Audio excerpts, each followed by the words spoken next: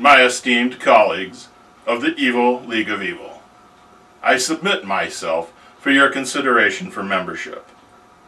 I am the label maker. Let me demonstrate my abilities. Here we have a common, ordinary stone. With the power of my will, focused through my device, I can transmute the molecules into solid gold.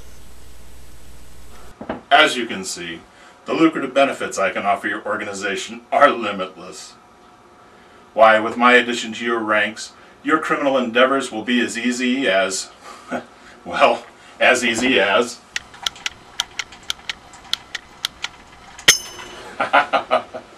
like taking candy from a baby.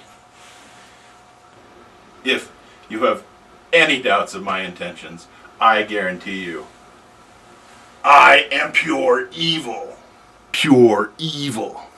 Pure evil. I would now like to take this opportunity to thank you for selecting me as your newest member.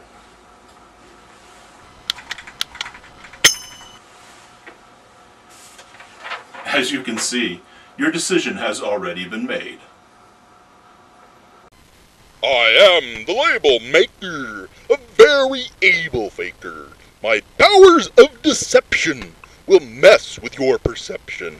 Is what you see for real? Did those flying pigs just squeal?